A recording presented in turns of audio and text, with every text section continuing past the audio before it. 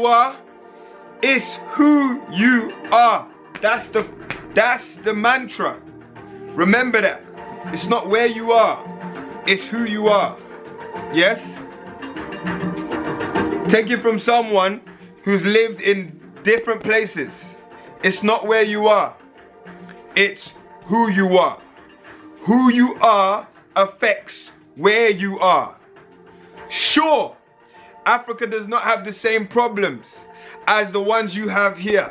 Sure, Africa, there's a complete different perspective and environment that can provide the tools for healing that you may need.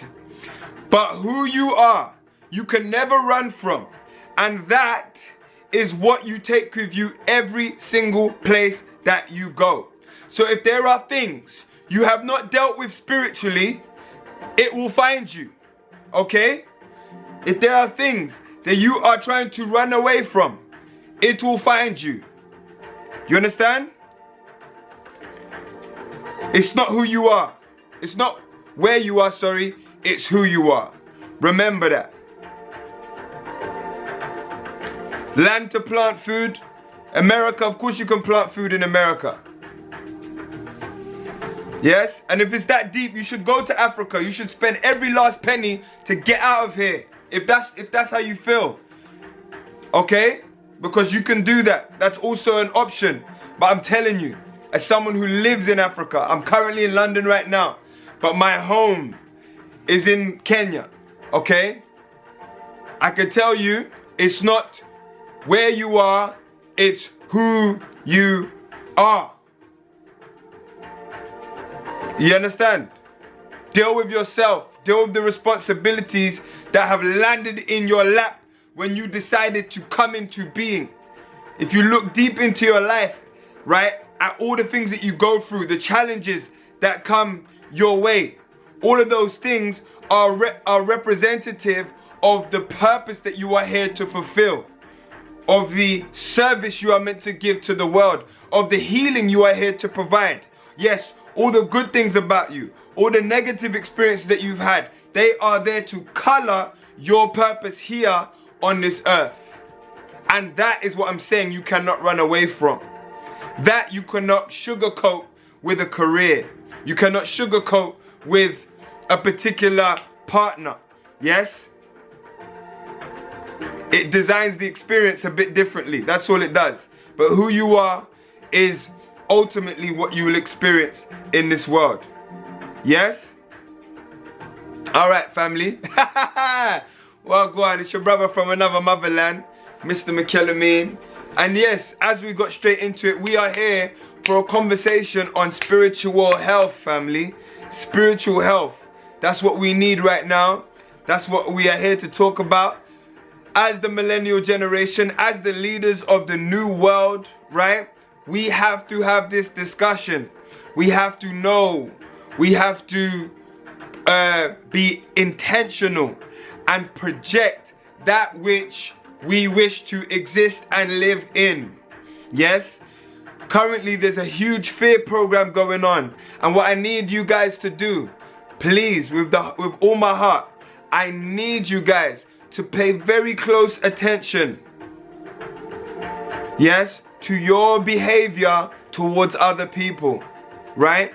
The vibration of the people around us right now is very, very low. Okay? People are in a fear state, so that means they're right now in their animalistic mind. Okay, so you're gonna find people are gonna be much more snappier. People are gonna be much more argumentative. They're gonna be much more possessive. They're gonna bark at each other. They're gonna snarl at each other. They're gonna want to, the fear, act like animals. This is what we do. When we're in our fear state, it puts us into our animal brain. Okay? Where it's dog eat dog, kill or be killed. Does that make sense? So I need you, whilst you can't control anyone else, your spiritual power is going to be raised up when you take control of that instinct that is being called out.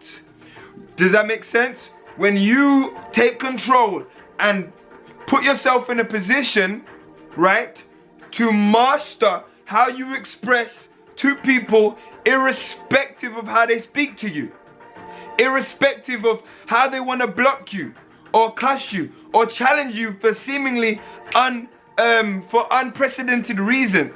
I need you and I to constantly navigate peace. This is very difficult, family. I'm not gonna lie to you. This is very difficult, especially when people are barking at you and your survival is on the line. I need you to navigate peace. I need you to find where that peace is. Meditate. Find your peace. Constantly affirm who it is that you wish to be. Like I said, it's not where you are, it's who you are. That fear program is currently in Africa. Yes? That fear program is currently luring its way into the villages in the motherland. My dad is in the motherland. My family is in the motherland right now. So I know my people, I speak to them every day. Schools are being shut down in Kenya.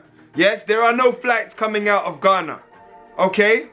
Businesses are going down. People are going to the malls, just like in England. It's not where you are. It's who you are that matters right now.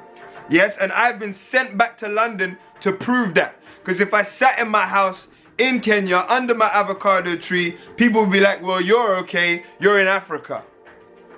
Does that make sense? But no, I'm right here in London in the thick of the madness, and I'm going to show you Wagwan. You understand?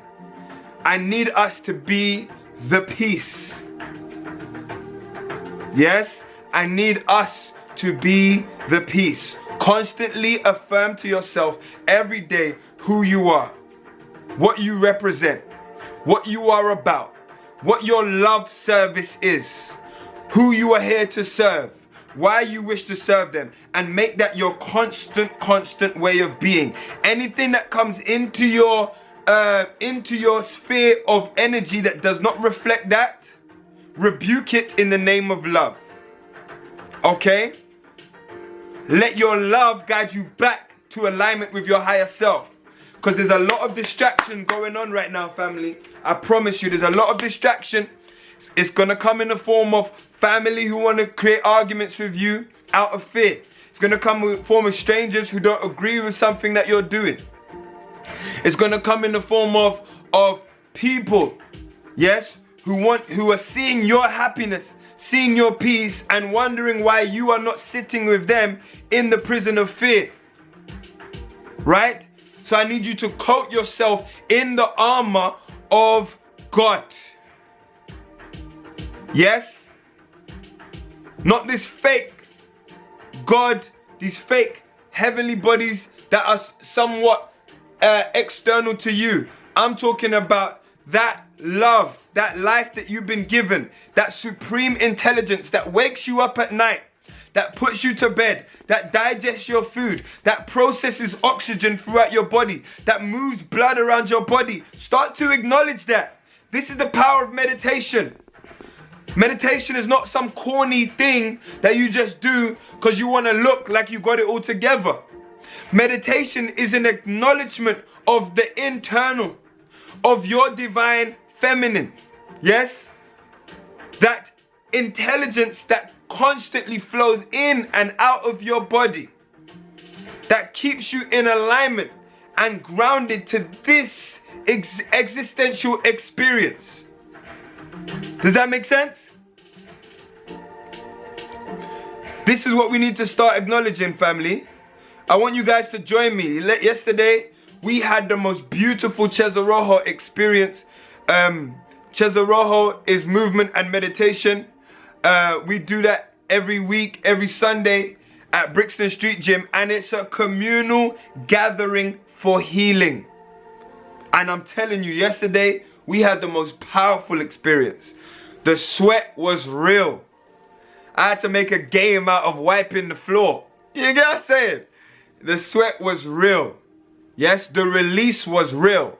The prayer was real. The meditation was beautiful. And the connection and the healing was what took place. I need us to live life right now and live a life projecting that which we wish to live in. That healing space. Yes? That healing space, family. This live is brought to you by the oath. Heaven is my right and heaven is my responsibility. I'm not going to lie to you, family. No one is coming to save you. No one is coming to save you. Yes, sooner or later you're going to have to realize. And don't worry, I'm in there with you. We've all been indoctrinated with religion. Even with those of us who reject, you know, the pseudo-religious views, we still live our lives in accordance to it. Many of us can talk about, oh, we don't like white Jesus or blah, blah, blah, or we can say that, but you live your life as if you're waiting for a savior. You understand? Okay? No one is coming to save you. Right? The world you experience is a complete reflection of the life you've chosen to live. You understand? So if there is no paradise, what you got to understand, every scripture speaks of a heavenly existence. Yes? A life on earth that is paradisiacal. You understand? Everyone speaks of that. If there is no heaven right now, if there is no peace right now, if there is no paradise among us, it's because we have refused to step into the position that is going to instigate such a living experience. You follow me? Currently, and this is why we have to be satisfied. Ooh, this challenge right now that we're in is going to either do two things. It's going to make us sink deeper into degradation or call us to be higher spiritual beings. Higher spiritual beings. Yes? This is a spiritual war. Who are you? Who are you? Who are you when it's tough? Who are you when it's rough? Who are you when it's bad? Who are you when it's not working? Who are you when everyone disagrees? Who are you when everyone's against you? Heaven is my right. Yes, as a vessel made up of the entire entity of God. You are deserving of the best the Almighty God has to offer. Alright? That is a heavenly experience. Happiness, health, wealth, love, peace, truth, and freedom on a consistent, constant basis. So you've got to begin. Because like I said, family, heaven can only come from you. Your experience of heaven on earth can only come from you. No one else can have that experience for you. It has to come from you. So you've got to now go through the process. This is why when Yeshua speaks about being born again, what does that mean? When Yeshua speaks about being born again and you're submitting yourself, you're like submitting yourself to be reprogrammed. That means everything you know must go. Everything you believe is your identity must go. Everything you have attachments to must go. You must exist as a vessel of nature in order to download the wisdom of God. Because currently, we are so mature in our corruption. We are so fermented in our self-inflicted evil and wickedness. Yes, that it seems like an impossible task to be righteous. We are autonomous devils. So to be born again, when Yeshua the Christ speaks about being born again, that is a conscious decision to detach yourself from this identity. Because the only way the enemy can turn you away from the almighty peace that we call God is by constantly attacking this vessel. Yes, this vessel that makes you look at yourself as black, that makes you look at yourself as man, that makes you look at yourself as a Londoner, right? As a Nairobian, right? As a tree or a Fanti, as a this, as a that. That vessel that makes you look at yourself as a dancer, as a rapper, as a lawyer, as a this. Do you get what I'm saying? That thing, the layers of your identity, the layers of your ego that you have crystallized around yourself must go. It must go. It has to go. You have to delete it. It must be deleted. It must go through a process. Yes, I know. You've built your entire life on it. I get it. But it must go. It has to go. Because there is nothing else. All of those things are now archaic to the being that you are being called to become. Does that make sense? All of those things are archaic to the being you are being called to become. You are not here to replay the life of your ancestors. How about that? You're not here to replay the life of your ancestors. You are a new being. You are being called to be a new being. This is a new chapter. And who they were informs who you are. And who you are must inform who the next become. So all of you fighting to run around and leave this country, where you going? Where you going? There's nowhere to go. There's nowhere to go but inwards. Do you understand that? There's nowhere to go. You must die. Understand the art of dying.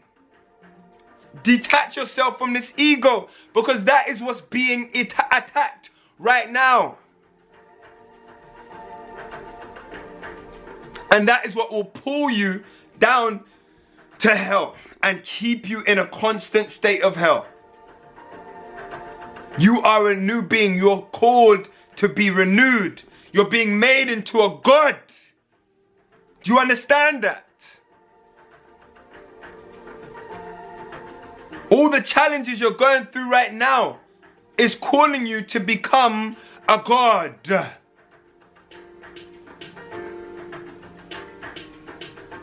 You feel me? So,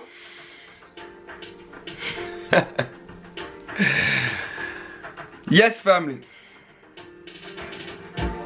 Healing is communal. That's my message. Healing is communal. All right?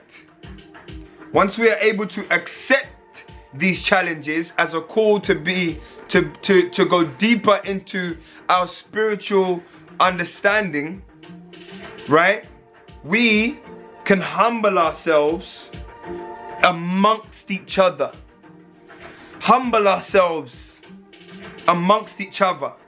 Then healing can be celebratory. The pain ain't so bad. You know why it's easy, to live in this hell? Because we're all in this hell.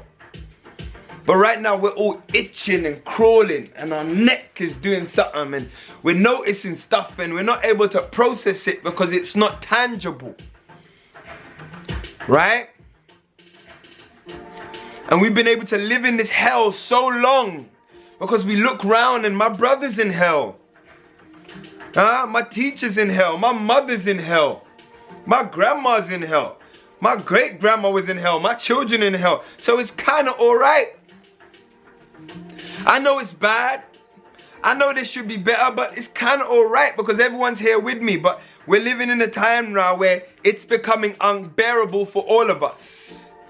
And in the same way we've done communal helling, yeah, helping to degrade each other, constantly calling each other into sickness and toxicity and encouraging evil out of each other, deception and envy and jealousy, right? And hate and backstabbing. Yes? We've called each other into hell. We've done communal helling. You understand? Now's the time, in this uncomfortable period, to stand up. Admit. Yes? Admit you don't know. Admit you need healing. Admit you are broken. Admit that you are ready to let go. Admit it. And call people into your sphere for healing. Then the healing becomes a part of our everyday lifestyle and experience. Then the healing is not so hard. It's not so degrading. It's not so lonely. Yes? It's not so lonely anymore. Healing. This is what I struggle with. This is where I'm vulnerable. And this is where I'm ready to show up for you in service of where you're at. Healing. Let's provide space for healing. Let's provide space. Check up on people. Yes? Smile at strangers. Give love. Someone's calling you out of your peace. Come with love. And mean it. Don't be condescending. Mean it.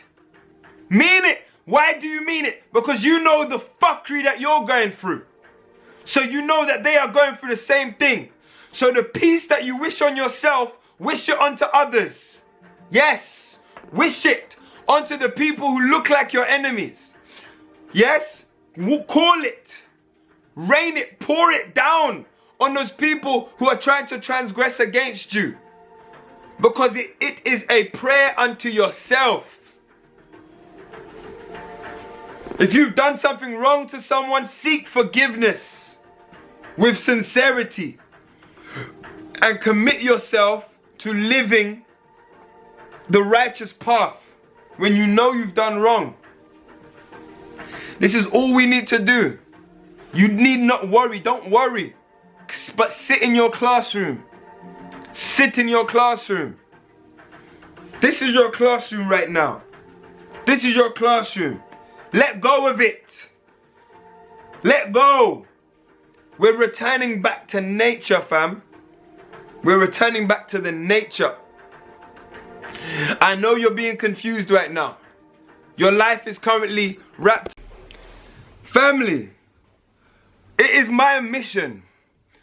It is my mission in life to teach you beautiful people, as well as myself, yes, to be a vessel of the wisdom, right, that comes with our creativity, okay?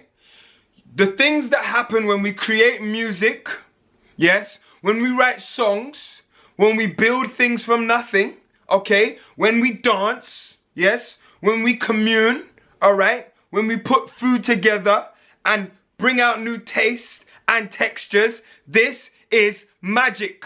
It is your spiritual power. Do you understand the weight of the conversation that I'm having? Do you think I like having conversations like this? Do you know how heavy it is on my heart to have these conversations? I'm like 80% at the brink of crying most times when I'm talking. Do you understand that? But music, being able to creatively share what you have on your being spiritually, is where you navigate through it, right? And move the pain. Just a spoonful of sugar helps the medicine Go down. Yo, do you understand? So, we are in very, very difficult times right now. But it's beautiful. Don't be scared. Shit. People went through World War I, World War II, plagues, genocide. It's your turn to go through some shit. How about that? You think we was gonna make it as millennials? You thought we was gonna make it all the way here and not go through some shit? You know what I'm saying? It's our turn to go through some shit. Now, as we're here, we gotta make it lit. We gotta make this shit lit. We gotta make it dope. So when they do the hieroglyphs on this generation, they gotta say, yo, these motherfuckers went in. These guys were, yo, they're the reason why we live in paradise. This freedom, like, I want to get to the point where my grandkids, great grandkids speak about my life, they'll shiver. They'll be like, oh my God, what? Yeah, you know what I'm saying? They'll be like, what? How did they exist in a time? You mean Granddad Mikel would walk down the street and other guys who look like him would want to kill him? Why? It's called self-hate. Self-hate? What is that? What is that? How does that work? It's where you hate everything that looks like you. But why would... Do you understand?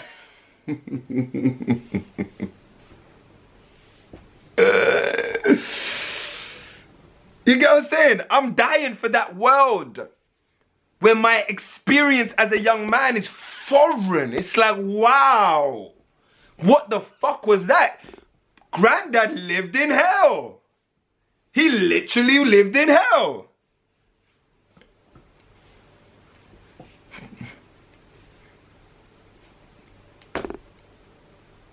So, what world are you fighting for, fam? What world are you living for?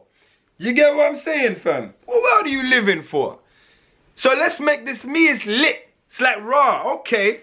This is that part in that movie where things get tense. You know what I'm saying?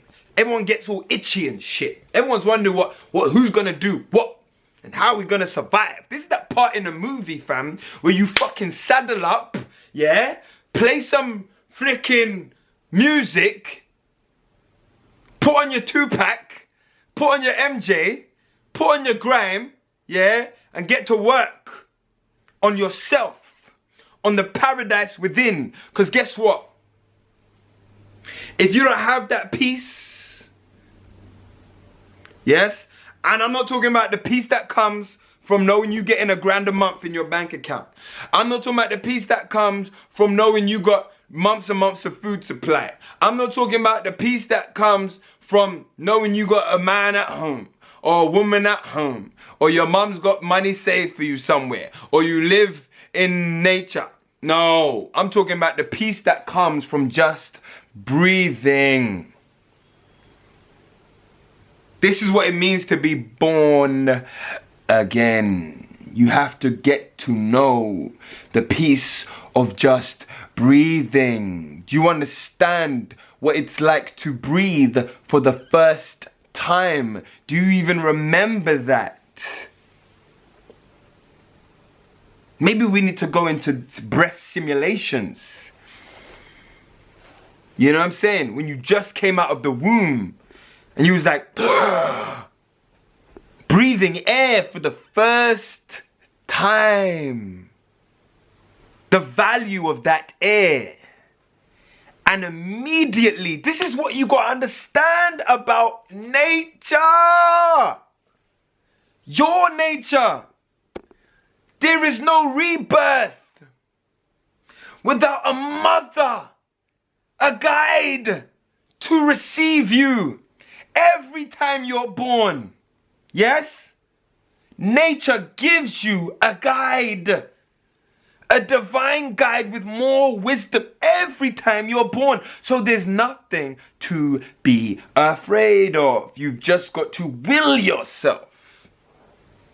Every time. You understand? You didn't even know what a titty was before you were sucking it.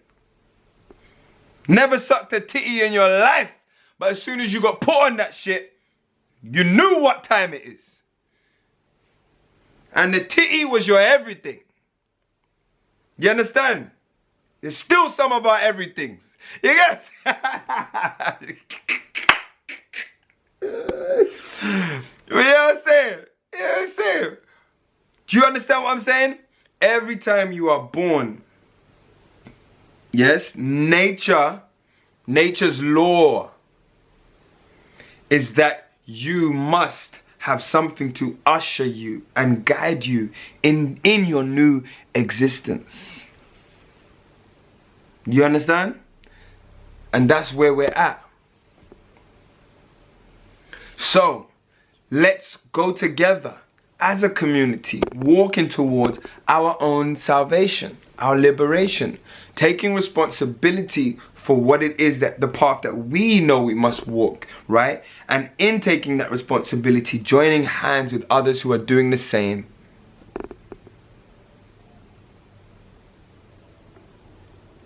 Because communal pain is somewhat pleasurable. Pain, communal pain, there's a pleasurable experience in communal pain. That's why black people can remain in the way that we have for so long, because now it's like, man, our suffering is communal. Look what happens every time black people link up. No matter where we are in the world, if I link up with my brethren who are born and raised in LA, my brethren who are born and raised in Kenya, my brethren who are born and raised in Birmingham or London or somewhere, we just talk about all the pain we went through. You get what I'm saying? Oh, what was the most racist thing you experienced growing up? This was like, yo, a white man chased me with a hammer. It's like, yo, one white man threw a pigeon at me and we're laughing. This was literal conversations. Man, they tried to kill me walking through this area back in the day. Or, I escaped death. This guy shot at me. Or, I went to a party and there was guns there and I didn't die. It becomes like a thing. It's like real encouraged. This is why we make music about it and we sensationalize our pain, because the more pain we have is the more we get celebrated. And the more people want to, go in. I'm saying. No, that's real. That's not even a joke. Like, so some white guy threw a whole pigeon at me, bro. Some guy threw a whole pigeon at me. That's not even a joke. I don't know how he managed to capture a pigeon. That's neither here nor there. That's not even, and how he timed it to hold it long enough to launch it at me was something else. Hold up.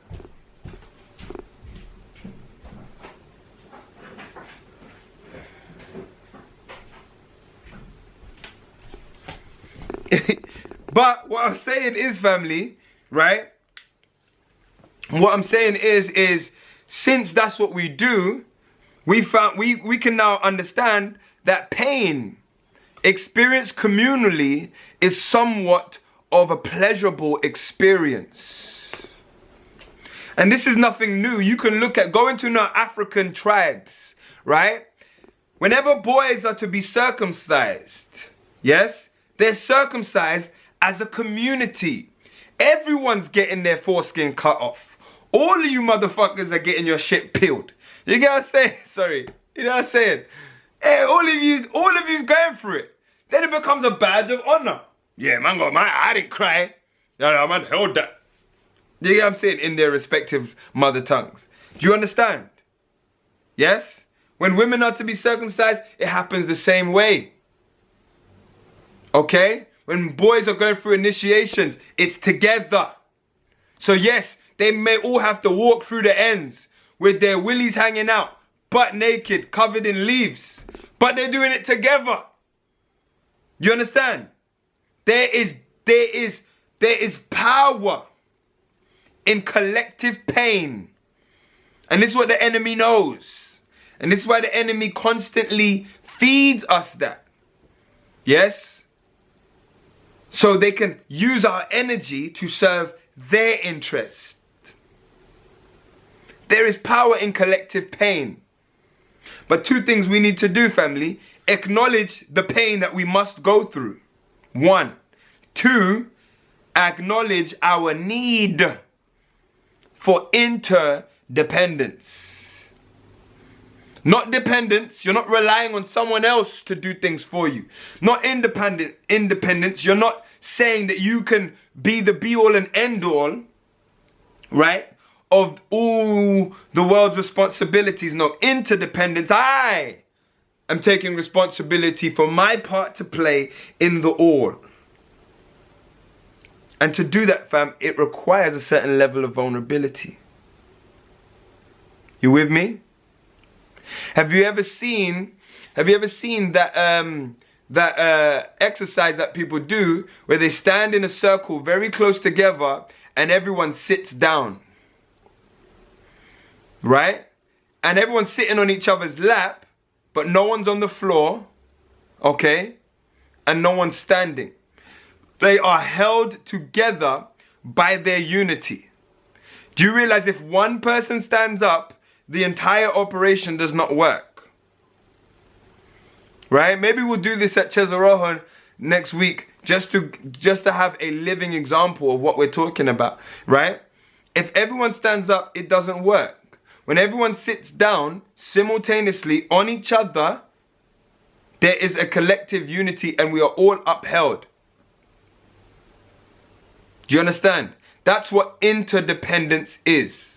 But in order to be interdependent, you must accept your vulnerabilities. This is where it becomes interesting for us. In order to be interdependent with the people and the life around you, you must accept and own your vulnerabilities. You must not believe you can do it all on your own. This is the poison that has been put in our minds, right? In some of our women's minds today.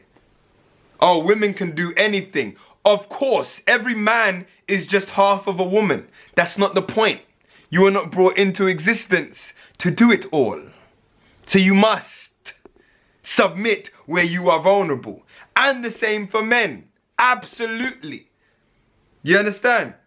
We must submit where we are vulnerable and own our vulnerabilities, so that interdependence can actually work. You feel what I'm saying? Yeah? So, this is the interesting task that we have right now, because again, all of these things sound cool on paper, but it means going against a lot of what we know, a lot of what we've been taught, but it's actually worth it. It's actually an amazing experience. It's actually worth it, you know. And I, for 100% believe we can have a better world experience of each other when we do that. That's it. We can have a better experience.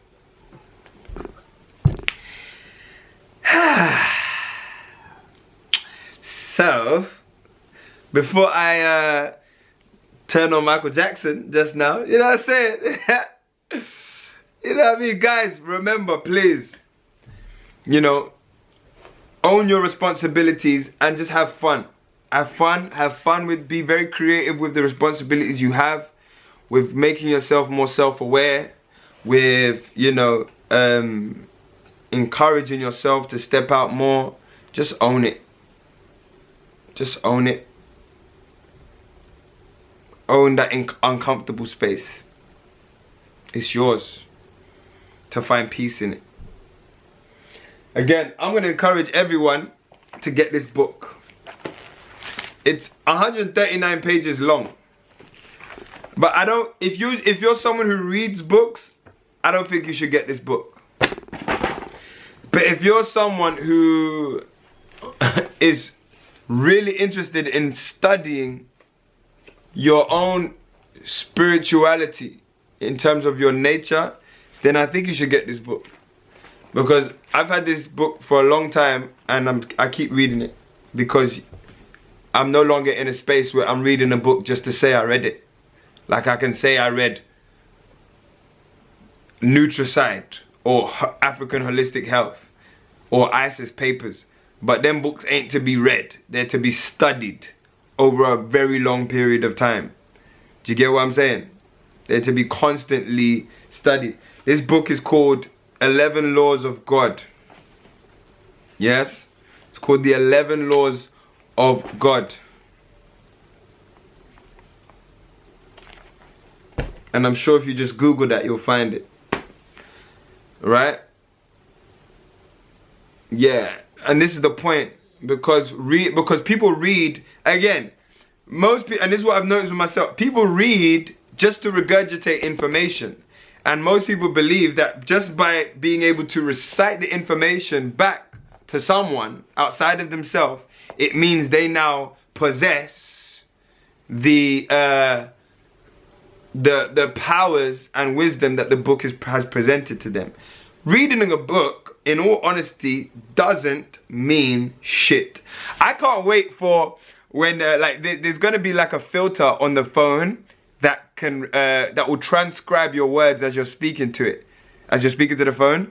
And I can't wait for that filter where it doesn't mean shit and you lot can read that. That would be kind of funny. Like, you gotta say it.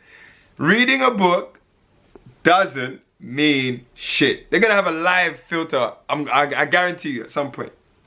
A live filter where you just speak and it's gonna transcribe everything.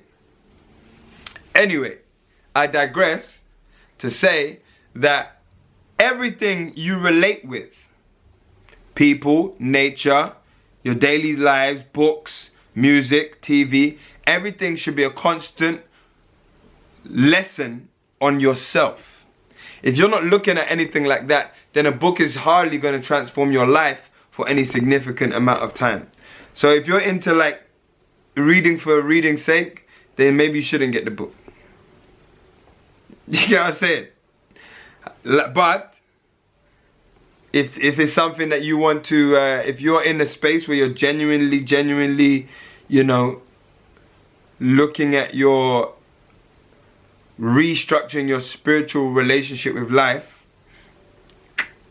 then that book is going to be amazing for you, because it's only going to complement what you're already doing. And that's it. Nothing is here to remove you from the work. There's no book that's going to remove you from the work. There's no PDF, there's no speaker, there's no song, there's no pom-pom, there's no penis, there's no nothing that's going to remove you from the work. You understand? There's no virus. Even when you get coronavirus, oh, I'm sick. Listen, you still got to live that life. So, yeah. Isn't it? Okay, how do you live with someone who doesn't see and believe the truth?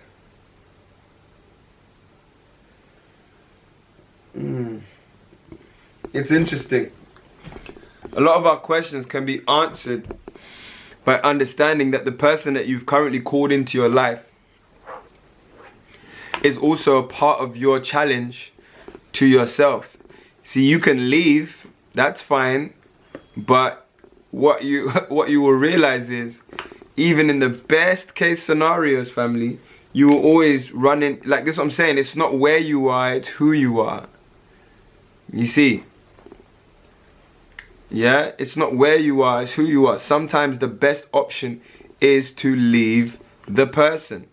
But she said living with someone. So that could be anyone. That could be her brother or his brother. That could be a sibling or your parents. And you can't just leave those people. What if you got responsibility to the people that are the ignorant ones? So escape is our millennial way of dealing with everything. But as we're all learning, it doesn't work. Does that make sense? Yeah? Does that make sense? You can't escape.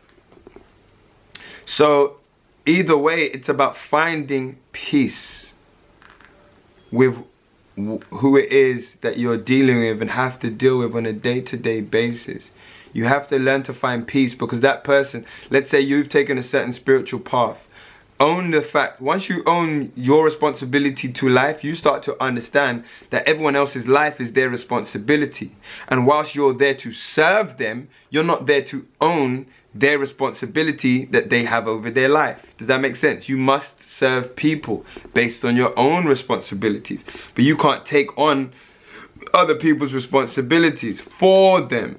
They have to come to that place on their own, you know. And this is why in a perfect world, we design our communities in such a way that we are interdependent.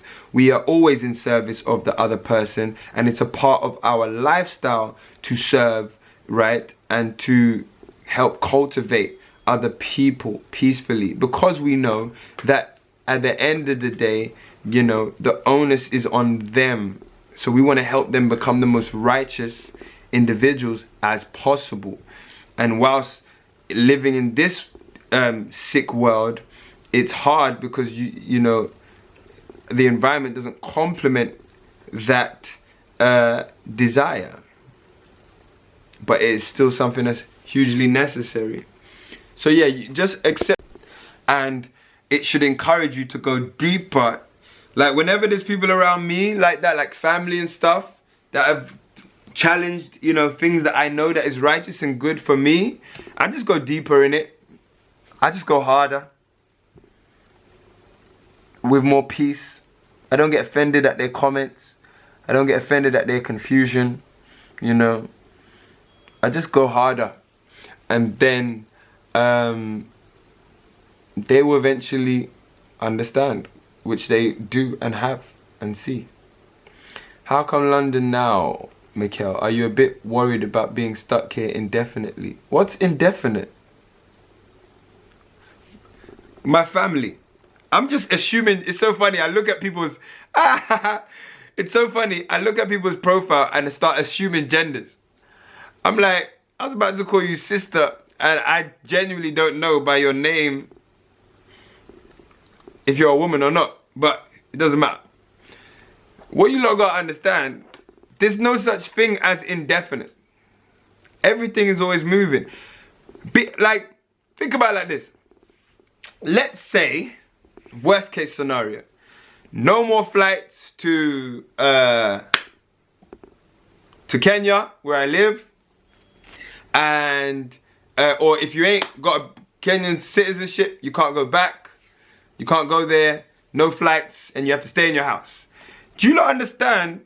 I was born and raised in this hell we call London. So it's not an issue for me to be here. It's what I know. You get what I'm saying? It's fine. Yes, Africa is a million times better, especially with the level of consciousness and the community that I have around me. But this is where I'm from. I know this place, and I've built a community here. So it's me navigate. My experience of London is not like most people's experience of London. I actually have a very good experience in London. My only issue with London is that we commune on hell. We commune on hellish terms, not terms of healing. That's been my whole issue. And so it's about trying to create those healing environments, and that needs to happen everywhere.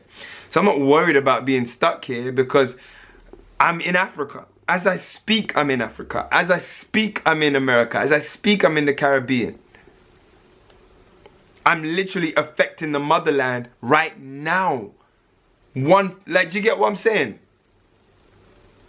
Because I've opened up myself, my vessel there. I'm literally having this morning. I sent about £50 to the motherland. That's literally affecting the economy, someone's life. Someone's probably bought some food, put on the internet, whatever they've done. I'm there. And my messages, I get followed. It's not just people from London that watch this live. People in Congo, people in flipping Peru, people in Czech Republic, people in Czechoslovakia, people in, you get what I'm saying? Jamaica, people. So you're affecting the world everywhere. And that's the biggest fear of the enemy, is the fact that I actually don't need to go nowhere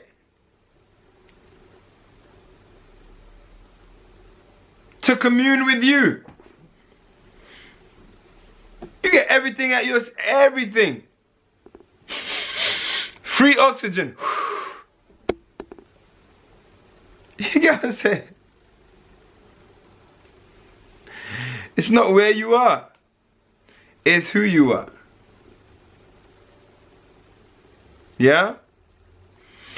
I believe you cannot heal where you're hurt. I had to leave to save my mental health and strengthen who I was inside. We can help better when we have a better understanding of self. Of course. Of course. I'm not saying, listen. If I didn't believe that travel is transformative, I wouldn't start a travel company. My company, Village Link Up, verbatim, is about helping the African diaspora experience healing in the motherland. Why would I do that if I was ignorant to the fact of how transformative traveling and being in spaces of nature that reflect your kind wasn't healing? I know that. That's why I live in Africa. That's why the only place I have rent is in Africa. The only place you get what I'm saying? You see? So I'm not saying you shouldn't be going to Africa.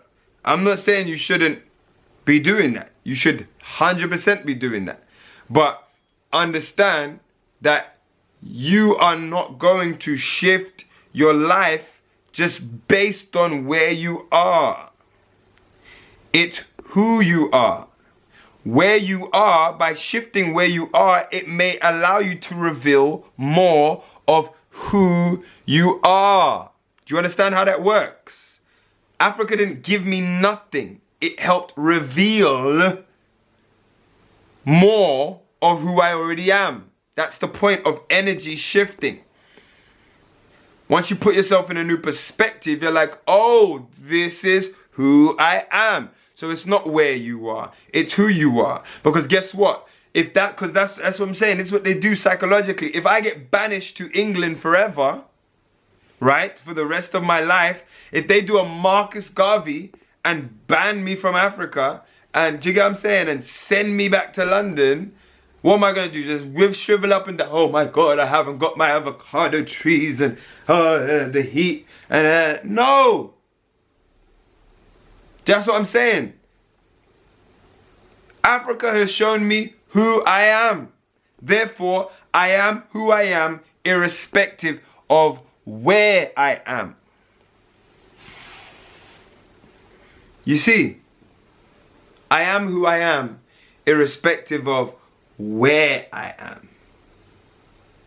And traveling helps to reveal that. Not just traveling, reading. Not just reading, living. Constant self-awareness. The reason why traveling is so powerful is because it's a huge energy shift.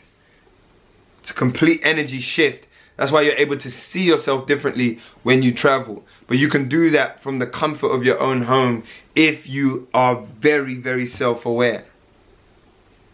You get me?